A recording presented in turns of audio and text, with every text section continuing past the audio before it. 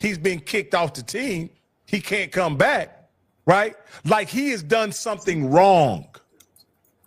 And now these coaches are piling on saying that they appreciate him taking Coach Heupel taking a hard line because they don't want to be pushed around by these players.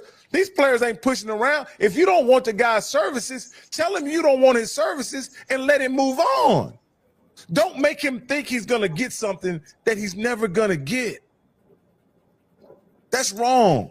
And if you had told him in January when they say he was thinking about sitting out for the playoff game, if you just told him, hey, you're not going to get $4 million, then he can make a decision of what he wants to do with the rest of his career. But as long as you string him along just to extract his talent out of him, that's the old system, man. And the old system is over. Well, no. The old system is a system where the Tennessee got the system is Tennessee's system, and he just let it. And I'm going to refer by he didn't say he kicked him off the team. I want to say, man, let's stop misquoting the things. Because first of all, and again, he said, there is nobody bigger than the T. Okay, that's what he said. I think too. I think we're missing some, and I think both sides are right. I think you're right, Bishop, because they've been paying this kid since high school. So there's some loyalty. There's some things that Tennessee feel about this kid of saying, look, we've been with you all the way, from high school, And I see what you're saying too, Rocky, as far as saying, hey, let the kid go. You know what I mean? But if it don't happen for him, you ought to let him back. Is that what you're saying, Rocky? Yeah. Just be respectful about it. That's all I'm saying. Heupel didn't have to make a statement. He doesn't make a statement about every kid that goes in the portal.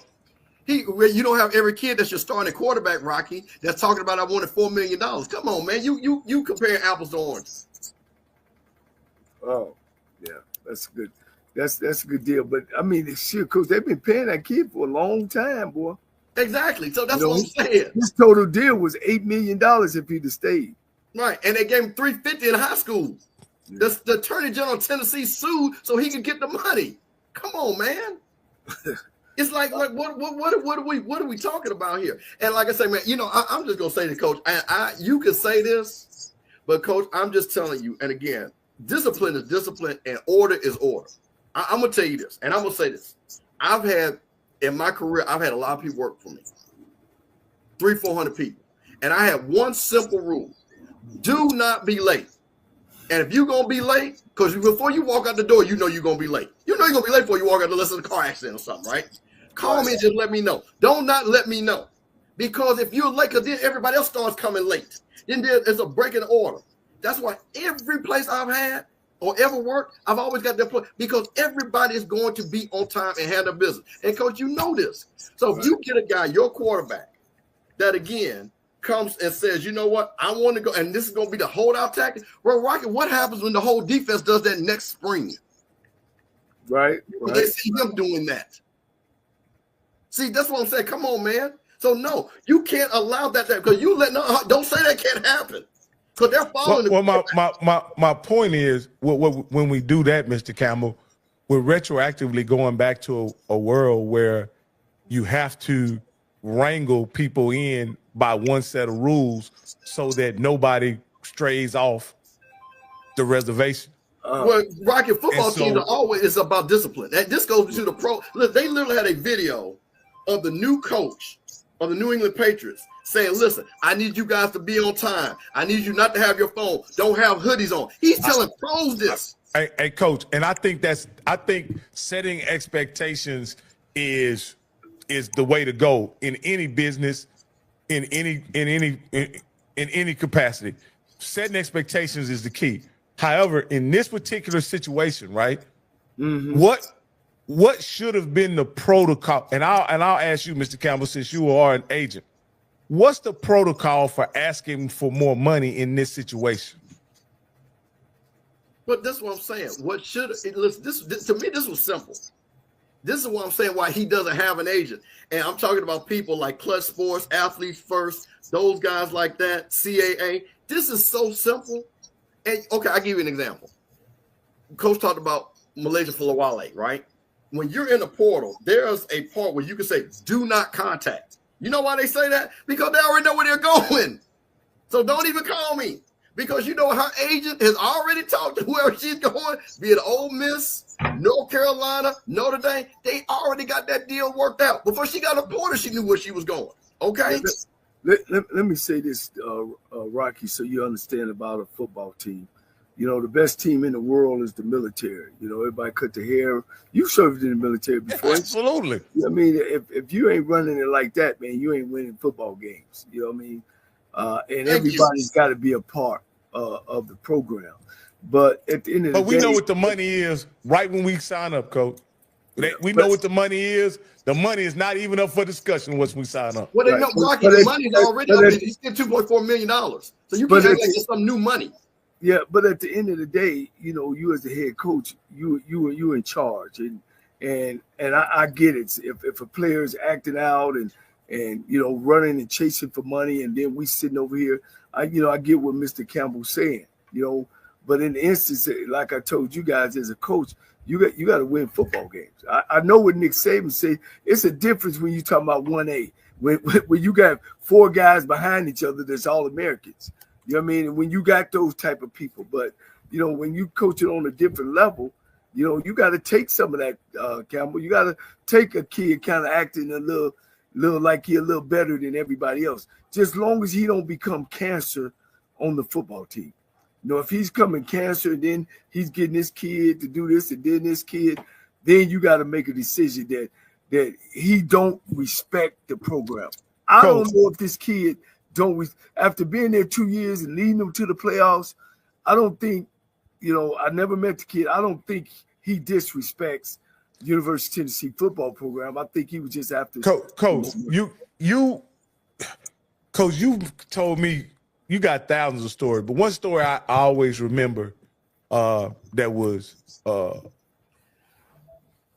you know, that was kind of interesting. You said that you suspended a player right before a game. Yeah. Right? And though you wanted him had to have nothing else to do with the team, at that point on, you thought that it wasn't your decision to make at that point. And you said, I'm going to let the team make the decision because he's been here with us through spring practice. He's been here with us through fall camp. Kid may have had a bad day. I can suspend the player. This is the terms in which he can come back to the team, but I'm going to let y'all vote. And you let the team vote. Right? Yeah, right. You didn't have to, but that's the route you went, right? Right. You also had another situation, and I'll tie the two together, that a guy came to you and said, this guy who runs a 4-3, the guy, I'm gonna play somebody else because he can't remember the plays. He don't know where to line up, Coach. And I'm gonna play this guy that runs a 4-6 because I like him better anyway. He's a better player. And you told him, coach, I need a new coach. If you can't get this guy that runs 4-3 ready to play, then I need a new coach. My point is saying that you've always put the onus on the coach to be the bigger, better person in the profession. You never left it up. You never wanted to punish the kid because of your ego or a coach's inadequacies. How do you manage that when you know these kids from day one want money? They want money. And that you have to make sure that each kid is happy with the money before we can go anywhere else. That's fundamental to the climate we're in. And if a kid is unhappy with the money, as a coach, you got to send him to somebody who can help him understand the opportunity y'all have and the money that's available. Otherwise, you can't blame him for being disgruntled because everybody is getting paid. Everybody is an expectation of getting paid. And the adults have to be the adults, and you can't punish a kid for wanting more money. Yeah. It's a double-edged sword, Coach. in college instead of in pro, because you're still working with kids developing 16, 17, 18 years old. And that's where Nick Saban comes at. And that's why he went on to retire, because it actually started taking that away from you as a coach. And you can't recruit kids and then teach them everything you know, and then they run off because they're not loyal to you. It's a personal thing with me that I never ever want to be get personal with a kid. You know what I mean? And I think what they're doing today with the money stuff is doing coaches that way. I mean, you're putting your time in, you're inviting him to your family. He's with your daughter, he's walking your dog, and then all of a sudden he leaves you for more money. You know what I'm saying? And unfortunate, I'm just speaking because I hadn't coached in that era, this era now that you have. But I just know me as a human being and being from a large family, the human part of me is going to always be first. And if I did have some kids like that have been good in the program, that hadn't left any cancer, you know what I mean, that have done everything that he's supposed to do with my program, I just think that's a part of coaching now. I'll shake his hand and I'll let him know, hey, man, look, I hope you get with your – now what I might do now is put a deadline on it, that, I got to move forward too with my program. I might not go through spring ball and sit there and don't know if I got him coming in the fall. I think, like you said earlier, Rocky, I'd have let him know back in December. I'll talk to the people who's making the pay, because you got to be fair by the kid, right? That if we can pay that, let's pay that. Hey, Nick, wait, we can't pay that. If that's what you want, man, we're going to shake hands and we're going to hug. I wish you well on Friday. Way back. So put your name in the portal. I'm good. But if you come back here, you got to go through spring ball. And that's where I'm agreeing with you, Bishop. By the time spring ball call, we done. We should be through talking about money. Yeah, we done. That's what we can offer you. If you can go get more, you get more. But when this spring ball come, we ready to rock and roll. Well, let me say this, Coach, and this is one of the things I think that certain coaches. I had a conversation with a coach who works for a Power 5 program, and he said the coach that he works for, one of the deals when he brought kids that were going to commit or whatever, he used to bring them to his house, let his wife bake them cookies, feed them cookies, do all that kind of stuff or whatever. And he says it really hurt him to realize that none of that stuff matters anymore. None of that stuff matters. The fact that his wife makes homemade oatmeal and chocolate chip cookies and serves them to the kids and, and all that kind of stuff. They get invited to his house and the parents come to his house and they get to really bond, this group of whatever, 20 freshmen, they come all in or whatever. He said he hates that doesn't matter. He says the first question they ask, and they don't even want to listen to you until you answer the question, how much? How much? And I don't know why coaches who have salaries have escalated exponentially at all levels, from high school all the way to the pros. Football coaching salaries have grown exponentially. Why do they take it so personally when the kids have that fundamental question, how much? Because they have, obviously, the reason why coaches' salaries have been appreciating over the past 20 years is because coaches have been asking, what, coach? How much? How much? I don't think it's everywhere. Of course, I'm in the, I hear a bunch of coaches. I don't think it's everywhere where coaches are making that kind of money. But at the major schools, of course, they are. I mean, I think the lower paid coach probably now is at $350 probably. You know what I mean? That's $30,000. Eddie George makes $600 at Bowling Green. Right. So I don't think that's necessarily, but when you build that relationship with a kid, and you get him where he playing ball, and you put that much time into him. You just got to keep it. I've always just kept my personal feelings out, and always remain that we're here to help. Coaches are teachers. You know what I mean? We're teachers. And we always supposed to be there to help these kids develop and move on to their, in their careers or whatever. So I try to keep things in that perspective. But, I know it's getting tough. There's some coaches that take a lot of things personal. The one thing that I ever can't stand, especially in high school, about a coach is when they don't want another kid to play multiple sports. I think every kid that comes in should play multiple sports. You don't know what sport is going to take him where he want to go or where he can go.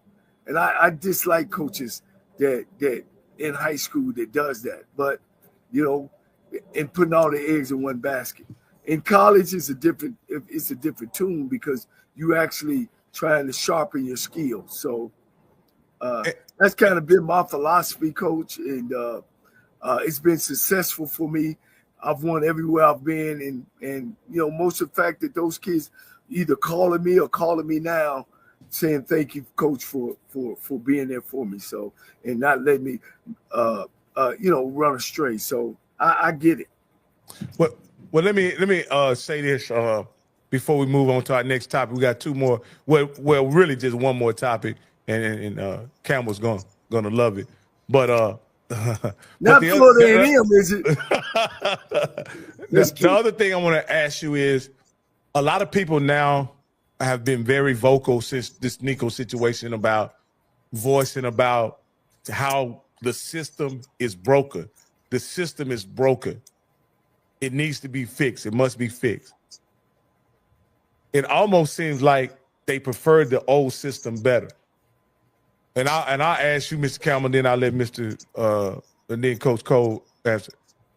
Do you guys think the old system was better? No, absolutely not. I mean, I think no, because we know it wasn't. We know it wasn't. And we know it wasn't because, let's be clear, it wasn't like players wasn't getting paid. They were just getting paid technically illegally. So there's no old system. So now we just brought it from behind the scenes to the front of the scenes. So there was never this system. I mean, we go right back to Eric Dixon. Why weren't they vocal about that system the way they are vocal about this system? Once again, nobody has. I think the coaches don't like it because of the constant player movement. And basketball players are really bad about this compared to football because it's easy to pick up a ball and play. And coach, you know this. You got basketball guys that are on their third team. You got one guy that's been to 2 Final Fours on 2 different teams. Okay. So for a coach, and coach can say, you do want some continuity. You don't want guys in and out. You want some continuity. So I understand that as a coach. But I think me as a person, do I want players to be able to get paid? Absolutely, because they're making money off of them. Do I want a player, if he doesn't want to be there, just like a coach, if he quits or gets another job to leave, he can leave. But I think there has to become a time where now you start to look at it and say what rules, like case in point. Do we honor these NIL contracts? Coach Mickey Joseph say, hey, if you get one of my guys, then you do a buyout. I think that's a very interesting thing that Mickey Joseph talked about. Because, again, now we're turning the farm systems for the higher level players. And Blue, I do want you, Blue, if you can call in, because Blue had a great show today. Shout out to Blue and Coach today. Shout out to Blue. We always appreciate your input, Blue. Blue, I want you to call in because Blue made a great point about how many kids that moved up. I'll send Blue the link if he close to. Yeah, Blue call it because I want him to talk about those guys that left our programs didn't even play. They're not even developing. So see, it's still the grass is not green on the other side. So I want Blue to really kind of, because he really broke that down. So for me, no, I don't have a problem with this right now. What I have a problem with, again, is that what I don't want is players, and Nico's a perfect example, to get misinformed. I want all players, because the next thing I'm worried about for a lot of these kids, because again, basketball players at 19 have been going pro forever. So this is not about having money, but basketball players have gone broke. And what I don't want is a lot of these kids not understand what taxes mean, not understanding what managing money means. And that's what I'm concerned about. Because yes, you got this generational wealth per se, But you can blow all of them. You got guys buying $200,000 cars in college. I need somebody to talk to that guy. So that's what I'm concerned about. Yeah. Hey, Blue, you're welcome to jump on, man, and talk about Blue? Who is Blue? What's Blue? What Blue's background? What Blue? He's a journalist that reports on FCS football, and he does a lot of HBCU stuff. He's part of the family, no doubt. And so, but what I also wanted to ask you guys before we go into that, because I think this is a HBCU centric conversation, and if Blue jumps on, we definitely can backtrack because that's a HBCU centric conversation. So this past week we had somebody do something I became aware of it a little over a year ago. The first time I'd ever seen it done in the 4 years I've been watching HBCU football. The first person that tried to do it was your alma mater, Coach Cole, when somebody attempted to hire somebody else's championship coach. You guys have been around a while, and then that wasn't able to be. TSU unfortunately wasn't able to execute the transaction. However, Coach Paul Bryant executed it when he hired Coach Thornton, and we had Coach Thornton on the show shortly after she was hired at A&M. Now we have this last week we have Grambling and their AD hire the basketball coach from FAMU to Grambling. Well, excuse me, let me backtrack. Paul Bryant did it again first, and when he took the Grambling coach and hired him at A&M. So Paul Bryant stole two coaches, one from Grambling, one from Pine Bluff. Then the AD Travion Scott, after his coach got stole, he stole FAMU's coach and hired him at Grambling. And I'll get this from both of you guys. What I'm trying to get to is this typical in HBCUs, or is this a new phenomenon that's happening where y'all are stealing each other's coaches to improve the program? The SEC does this every year. I know the SEC does it, but I'm just saying that's not what. Go ahead, Coach. No, I was just simply saying when vacancies happens the first 4 years I was watching this, they never considered hiring each other's coaches until Fred McNair was well, I take that back. Eric Dooley was hired first. That's when it first happened.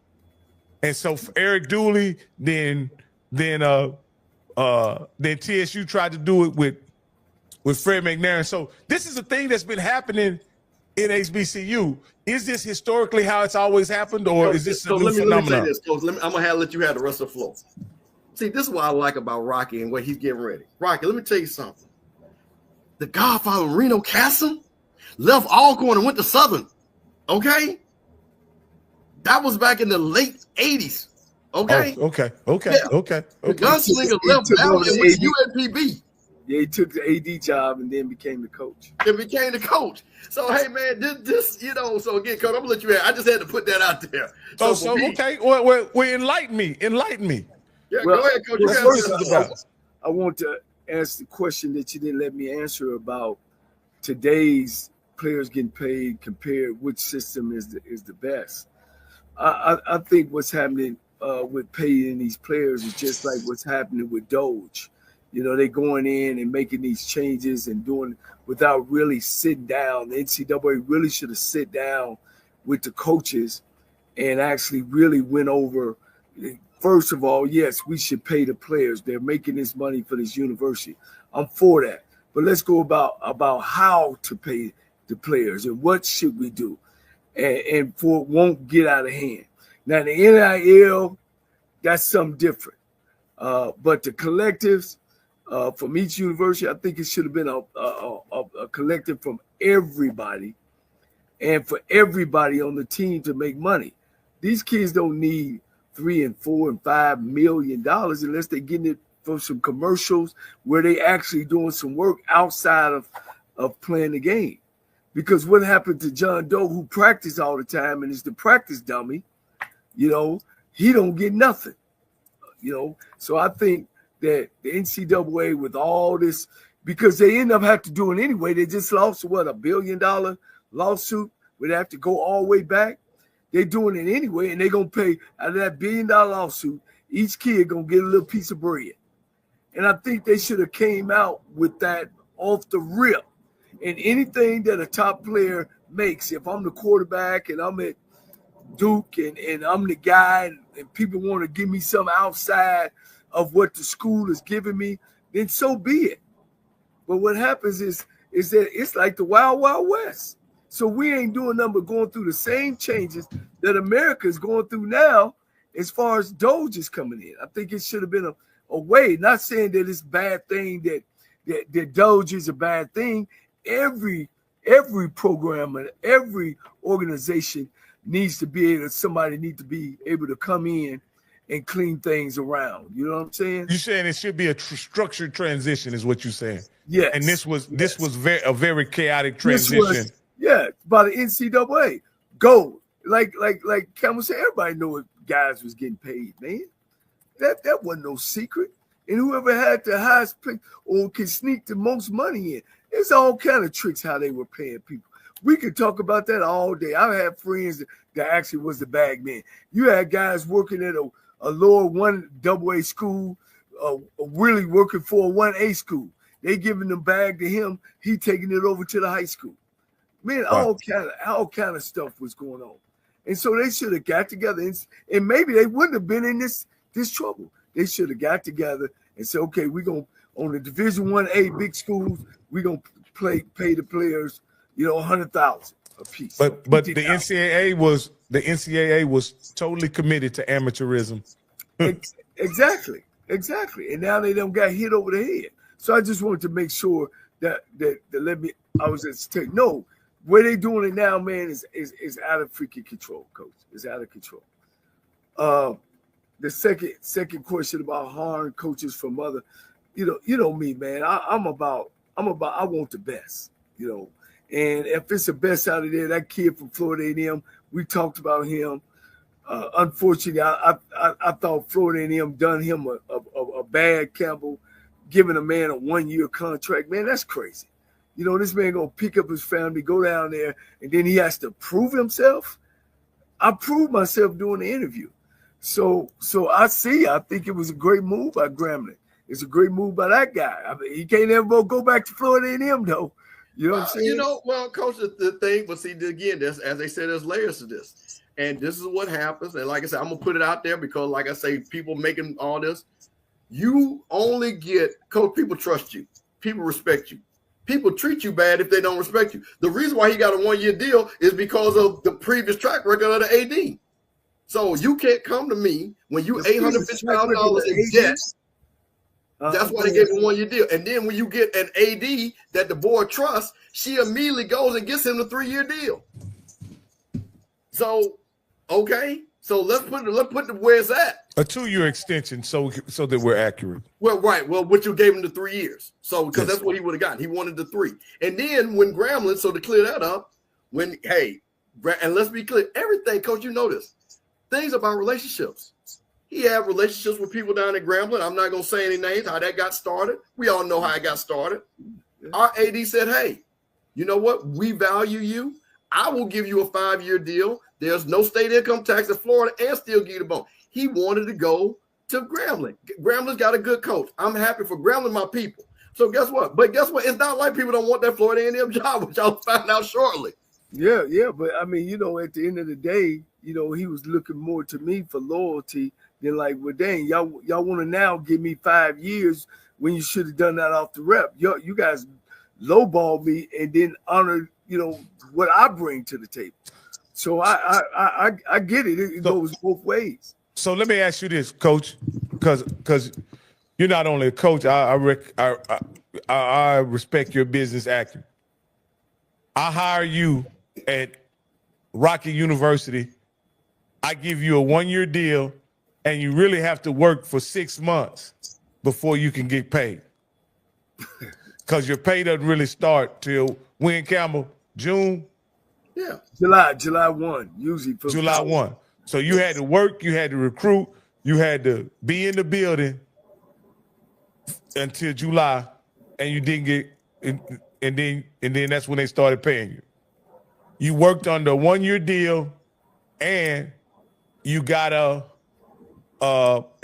extension, right? Immediately when the new AD. Yeah, I get it. I get it. No, if you get it, just say it. No. What I'm saying is, he had a hell of a season, and he got a 1-year and he got a 2-year extension. I'm not. I think AD Suggs did a great job. Don't get me wrong. This is not about AD Suggs. This is what I want to ask Coach Cole. You have a friend in the business who calls you up and says, Coach Cole, I can get you a 5-year deal. Do you want it? Right. And you say, hell yeah, I want it. And you say, okay, I'm going to get it for you. You get the 5-year deal from that friend's call, but yet the place who had you working 6 months for no money matches. What do you do at that point, Coach? I'll just ask you. Well, you said it earlier, it's about relationships. And Campbell said it too. Evidently, he has some relationships up at Grambling. I mean, that's ultimate important in deals. You know what I'm saying? And you always want to be somewhere where you want it at. You know what I mean? Not somewhere where you got to prove yourself. You want to be able to relax. I'll be surprised. I see why he took it, the job with 1 year, but I know he took it probably with bitterness that he had done a great job at the junior college, and this had gave him an opportunity to go to the 1A. And they really, and I'll be honest, Campbell, how they done that, man, it would leave it left a bitter taste. Absolutely. But you got to put the blame on the board, Coach. We all see this is the thing about it. Because that's even worse. Well, the board can fire everybody down the level. Well, Coach, this is the thing. The people, the alumni, totally agree with you. Nobody thought that was right. But right. This is what and I'm gonna say it. When you don't have your game tight, this is what happens. If listen, Rocky said it best. If Rocky comes to you, I trust Rocky. Right? He says, hey, I'm going to refer Coach Cole to you. I trust what he says. I'm going to hire you on the spot. But if I don't trust what Rocky says, I'm going to be like, I need to interview you. This is what happened. The trust was already broken between the AD and the board. Let's keep it where it's at. It ain't got nothing to do. And unfortunately, Coach was, as they say, collateral damage in that. So he goes, the new AD comes, and like I said, I'm not mad. I would have done the same thing. That's what I'm saying. So nobody's mad at him for what he's doing, Rocky. He has a right to feel like that. I'm never going to tell a man not to feel like that. Because, and again, I'm not saying he said that, but he said in so many words that I don't trust what's going on at Florida A&M. Not you, AD Suggs, because he shouted out AD Suggs. Well, no, I don't. So this is the next thing I was going to. Is it time to start putting buyouts in HBCU coaching contracts? They do have buyouts.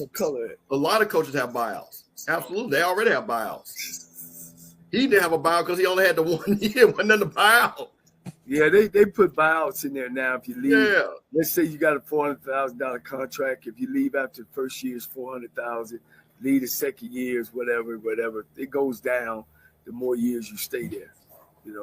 But so they do put buyouts in. They just he didn't have a buyout because he just got that 2-year extension. Well, no, okay. So the extension hadn't even gone. It wouldn't have gone into place until July 1st.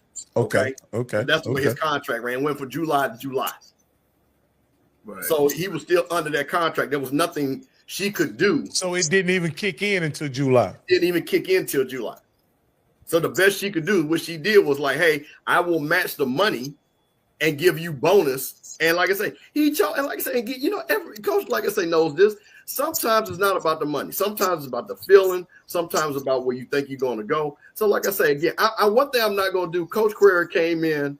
You could see the energy. He was moving the program in the right direction. He won 7 more games. It's not like he won 20 games either, but you could see the direction of the program going forward. So, but you got to admit, Coach, Mr. Campbell, he was given a situation where he had one hand tied behind his back. Oh, 100%. That's what I'm saying. I'm not doubting anything. Yeah. But I also look, they were looking down at his nose like you was hard by the wrong AD. You know, you might not be legit.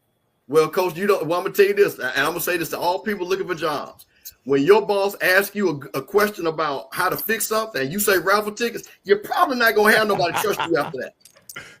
Now, the last part of this story, and this is the part that I'm most excited about, is that it leaves an opening at FAMU. Now, I'm not I'm not a historian around FAMU basketball or anything like that. I don't know very much about it. But what I do know, because you guys have a local high school coach there that is not only a state championship basketball coach, but is also a national championship quarterback that has been coaching at Florida High, I think, since around 2020 in Charlie Ward. And it is come to my understanding that he's one of the top candidates for the job. And actually, off the top of my head, it wasn't, 15 minutes before I saw the deal on Facebook, I called Mr. Campbell, and his name surfaced. I mean, and I mentioned his name to Mr. Campbell, and you gave me a kind of a weird response, I thought. You were like, what do you mean? Who you been talking to? I'm like, I ain't been talking to nobody. I just know Charlie works there because my best friend is his first cousin. And Charlie, many years ago, 1999, invited me and his first cousin to spend the week with him in San Antonio when they was playing in the NBA championship against the Knicks. So I got to spend a lot of time with Charlie and his wife, Tanya, and they are sensational people. And so that's why I brought his name up immediately, because I know what a kind of good guy he is. I didn't even know if he was interested in college coaching at all, but apparently he is. And I'm happy to know that he's a candidate for the job. And now he was coaching at the wrong school, according to I thought he was at FAMU High, and Mr. Campbell hurried up and corrected me and said, no, he's at Florida High. He's not at FAMU High. He said, you don't want to get that mixed up. That'll cause you some problems later on. I'm like, okay. But in other words, with no further ado, Charlie Ward, former Heisman Trophy winning quarterback at Florida State, is one of the candidates for the job. And I personally, because I consider him a friend and somebody I've looked up to for many years. And so I definitely hope he gets the job. Campbell, how do you think he'll be received if he is selected? Let Coach go first, because I'm gonna talk a little bit. I thought you had him, Greg, come on the show the way you introduced him. Right, he will be on the show. He'll be on the show, or he gonna have to personally tell me no, because I think Charlie's a sensational guy, and I know how to get in contact with him. Just say that. I had the opportunity to meet Charlie when he was down in Houston, and definitely he's a good dude. But you know how I am about good dudes and good people. I want championship guys. I want guys that win championships. All that. Does a 3A Florida basketball championship count? Is that the highest can go, Campbell? No. It's 5A. I think it's the highest. Probably got 7, 8. Probably, it's Florida. Yeah. Well, it's a possibility. One thing he can put butts in the seats because he played at Florida State. He can do that as well. But I would definitely have to dig into his background. I'm pretty sure there's some other guys out here that actually coached on the college level and won championships. And as you say so gracefully, Rocky, it has to be a good fit. It has to be a good fit of what we need and what we know. Well, here's the thing, Coach. As you know, championship coaches don't grow on trees. Right. And let's be honest, it's hard for you to go get a championship coach to come to a school that's not a basketball school that's building. So what you're looking for in all ADs, this is what great ADs do. You got to identify diamond in the rough when you're talking about a non-traditional basketball school like Florida A&M. So you got to kind of think outside about, because if you go, because if he's a championship coach, there are other places that probably have more resources, that are basketball schools, etc., that might be looking at that coach, right? I think we're going to agree on that. I will say this, is that there are several people that are former NBA coaches, college coaches. Charlie Ward, apparently, like as you said, is interested in the job, that have all contacted our AD. So that makes me feel good that people see that this job has some potential. Now, for me, and I will say this, I've heard some of the names. People have called me and said, hey, this guy's interested. Can you get him in contact with AD Suggs, etc.? I will say this. No matter which way she goes, I will say this on behalf of Charlie Ward, my personal opinion. What I think Charlie Ward will do is, again, unify the alumni base, because Charlie Ward is a known entity to the alumni, Rocky. He is that guy. And he's a respectable guy in Tallahassee. He has roots at FAMU. His family is from FAMU, and his daddy played at FAMU. So he understands the family. Dad and mama, if I'm not mistaken, are FAMUans, right? Correct. Ain't he from Thomasville. Thomasville. Yeah, Thomasville. Right. Thomasville, Georgia. Right. So if you're going to talk about overall and what I'm looking at, and I'm just going to say, hey, maybe we don't get a championship coach, then I'm going to go to Scotty Resource. I'm looking for a guy with some resources. Charlie Ward comes with resources. FAMU basketball needs resources. Because I tell you what, if you take Charlie Ward on a strike tour, and all he got to do is sign some autographed football that we can auction off for $300-$400. Hell, AD Suggs might be able to get another $10,000-$15,000 football being signed. Right. And I think that was a good. I would come to Houston if y'all have us. If he has an appearance in Houston, I would come to Houston. So I think that when you look at it, so if she's able to make that move, or the other names that are potential guys, I think that, again, while Coach Query is a great coach, because I think Coach Query is a great excellent no coach. I've seen that firsthand. I think he's a great recruiter. But I think there are other things that if you do have a Charlie Ward, there's one thing about Charlie Ward was the assistant basketball coach for USA Basketball at the Nike Hoop Summit. That's a big deal. That means he's around these kids in the AAU circuit. He's put kids in Power Fives off his basketball team. So my thing is, can he go and recruit kids? That's my thing. He knows who the kids are. That's my biggest thing. So the resource that he brings, he's a Tallahassee guy. He understands FAMU. And again, like I say, can he get to 13 wins? Yeah, I think he can get to 13 wins. And well, like I say, this is what I'll say. And this is just what I was able to do. Charlie Ward was one basketball state championship as head coach at Florida State University schools. I don't know what that means.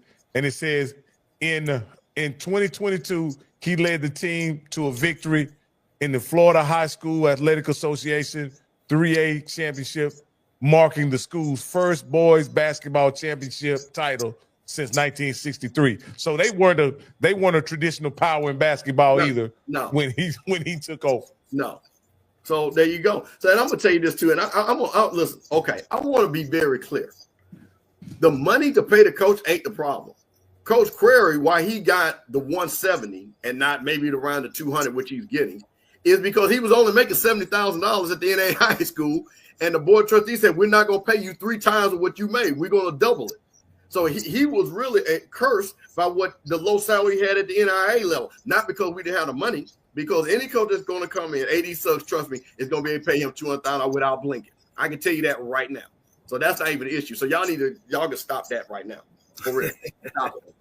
Well, here's the deal. This is what I say about Charlie.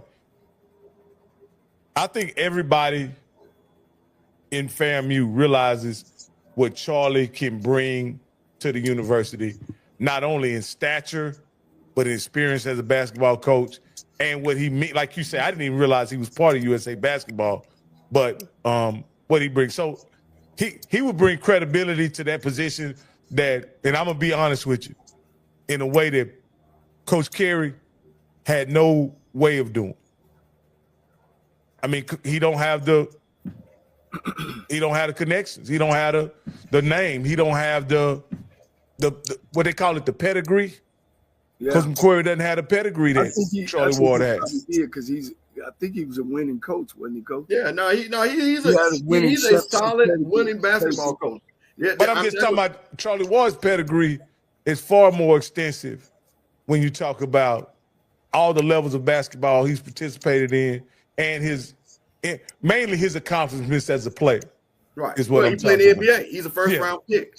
Yes. He played for the Knicks. He played and you say played in the finals. So he has an experience. That don't mean he can coach. That don't mean he can coach. Well, this is what I'll ask you, Coach. And before we get out of here, Coach, do you hit? Because I know it's on a case by case basis. Because there have been other coaches that hadn't been, like Sam Shade. You love Sam Shade, and he wasn't an HBCU guy. There are other guys. Would you hold Charlie to the Dishman standard or the Sam Shade standard? I would hold him to the Sam Shade standard. Because he's coached high school football. He's climbed up the ladder. He's part of the USA Coaches Association. He's done things the right way. It's just a matter of time and where we want to go. He's back close to home, Thomasville. Like, he got a lot of alumni and stuff around there. I think he's a good take, Coach. And he has some contacts that probably could help the program out. I ain't no hater, Coach. I ain't no hater, guys. I ain't no. I don't hate on the guy just because he played ball. But when it comes to coaching, I think, and being in that spot, man, I'm telling you, man. Let me ask you this, Campbell, because this is a big deal. Can Charlie Ward get the seal of approval from the street committee? Oh man, look, that's easy. That's what I'm trying to tell you. The funny thing about there's two street committees, right? And I'll say that you got people like me that's older. You know what I mean? The kids are grown, and then you got people like shout out to Josh and Scotty and all those young guys, right? So those guys might not. Scotty don't know who Charlie Ward is. He never saw him play. So what's funny is when the younger guys kick in and make they know it's good or bad. I'm not saying Scotty's gonna go negative upon him, but the point of it is they don't matter. Because they ain't giving no money to no schools. The people that matter when 80 Sun roll him through Atlanta, Chicago, Dallas, Houston, the people that's going to cut a check are people my age. And let me say something about Charlie Ward. Well, and this is, I think, a lot of people and FAMU people, EA knows this. A couple of people in FAMU know this. It was let me tell you something, Rocky. It was the FAMU people that, once again, that was defending Charlie Ward because Danny Cannell was a freshman, okay? And all the white people that were, y'all need to start Danny Cannell because Charlie Ward plays street ball. That's what they called it, street ball. And it was the black people of FAMU like, hey, we for this brother. So we always had Charlie Ward's back. You see what I'm saying? And Charlie Ward our age. Yeah, he was one of the first guys to play. I think he's a year ahead of me and you. No, 1 year ahead of us. Charlie's a year younger than us. 1 year younger. Okay. Yeah, he was one of the first ones to play basketball and football, on live TV. You know what I mean? He would play basketball and football. So, Campbell, I'm gonna check you on that because I could have swore he punted my senior year in high school at Florida State, but I'll check. Yeah, check that. Yeah. Let me say one thing too. Man, I'm getting on, but. We talked about coaches and what they do on the off season and that kind of thing. And I know we had a thing about Cozy, and since we brought him up about him being a referee, and me and Campbell talked off the scene, and a lot of people think that when you're a coach, you don't have no personal life, like you just work 24/7, 365 days. But that's not true, When you look at a coach, most coaches get hired in December, November, December, and they go right to recruiting. And then when you go to recruiting, you come out, and then you give your coaches yourself, 2 weeks off because you're just coming off the season and just coming off recruiting. And then once you come back after recruiting, then spring ball starts. You got your strength coach there, you got your other coaches there, and then you start spring ball. And they shorten spring ball. After spring ball, guys, coaches are free. The coaches usually let them off. They come back, they check, they're going on vacation, they're getting to know their wives, their girlfriends again. They actually get to know their children as well, because they from from August on, it's every day. It's 7 days a week, sometimes 24/7 if you got to run up to the dorm, August, September, October, and November, and December if you're going on the bowl games, So right now, we're talking about Cozy a couple of weeks. That's what he do. That's his getaway thing. And he does it on the weekend. It ain't like he doing it during the week. He's going in, and some coaches are just checking in. Some coaches, like for me, look, I don't want to see you. I want you to go spend time with your wife. I want you to go do some things that you need to do with your family. And then we'll meet. We'll come back in July, and we'll meet in July. And then, what I done is we went off to a hotel or somewhere for a weekend. We traveled, in Houston. We went to Galveston. We stayed down there through a whole weekend. When we was up in Nashville, we would go downtown Nashville. And we would start right there from July on. It's every day. It's 7 days a week. It's getting ready for the season. But in the spring, coming in the spring, after spring ball, it's free time, man. And you do whatever you do to release some of the tension and some of the stress, and be able to go on some trips and stuff with your wives and stuff. So I want to make sure I clear that up, with people about what a football coach does. He doesn't work 24/7, 12 months out of a year. He doesn't. He needs that at least 2.5, 3 months of off time. He's no different from a teacher almost. It's just his time is different. So I wanted to make sure, I think we talked about that, Campbell, trying to explain that. And I think with Coach Coles, again, it's something that he loves, something he enjoys. I think like with anything, it's always how everything is, something that's presented, And I think it caught people off guard because people did not know he had that love. And that's why I think when you catch like, and I think, but again, the great thing about him and AD Suggs have a great relationship. He told AD Suggs, hey, this is something I was, to your point, Coach, I'm doing to X date. I'm not doing it after the date. Right. You know what I mean? So Coach is focused on, like I say, getting the portals getting ready to open back up. Coaches, right. Getting those players, they finished those spring practice. I heard it was great spring practice. And like I said, I think he's focused. Hey, they're trying to win a SWAC championship. So that's all that counts. So for me, hey, man, like I said, they say,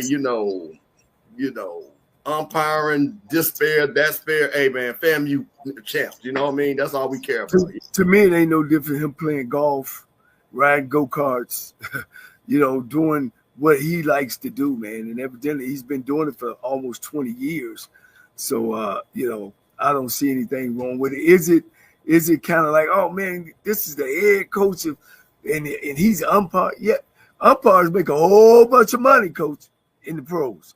They make a whole bunch of money, and they got a prestigious position. That really is a prestigious position.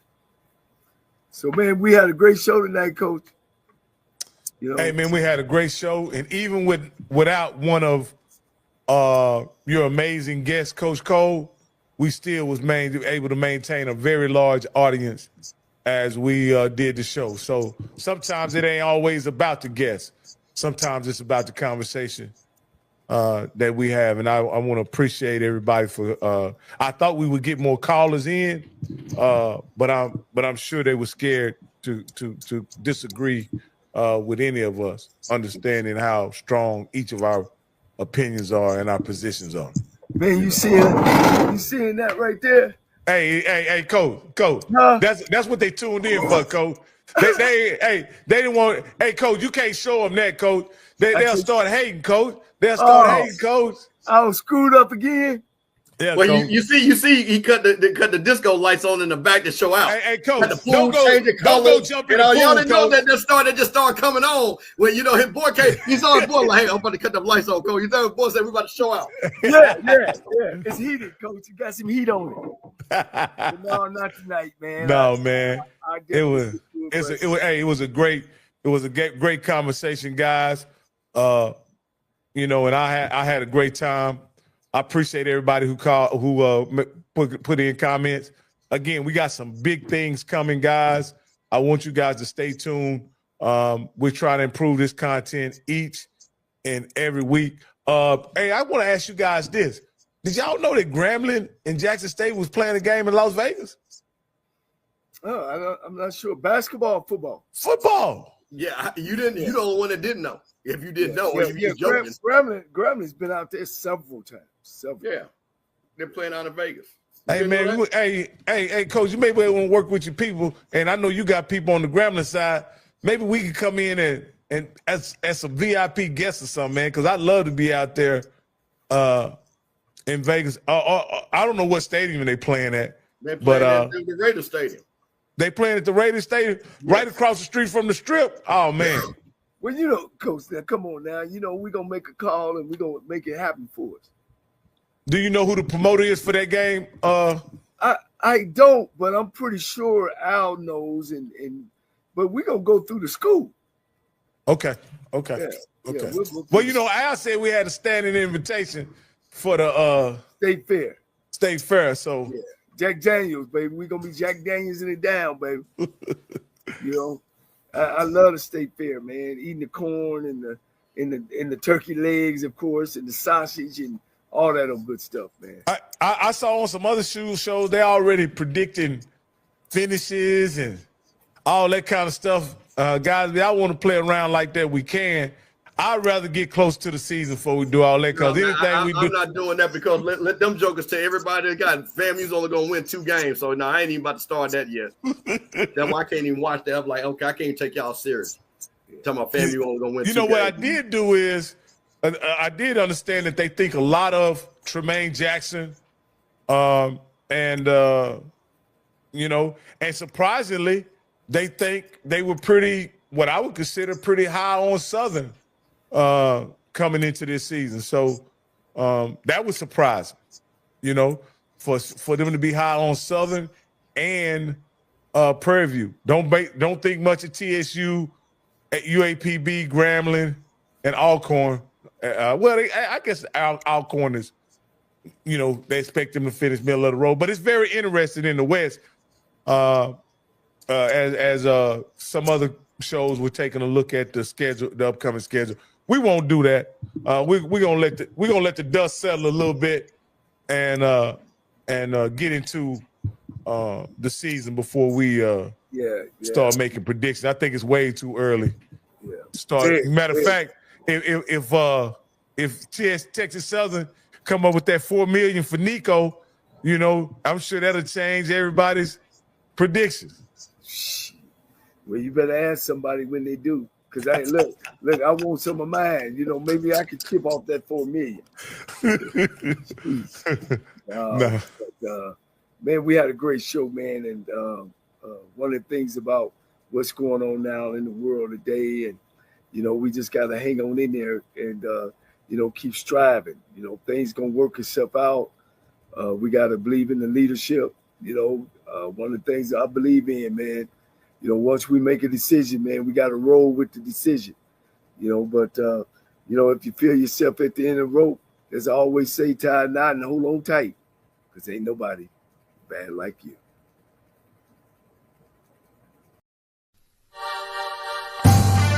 My name is JM&E, and I won $500 on the lunch money for keeping up with the Jonas Bracket Challenge.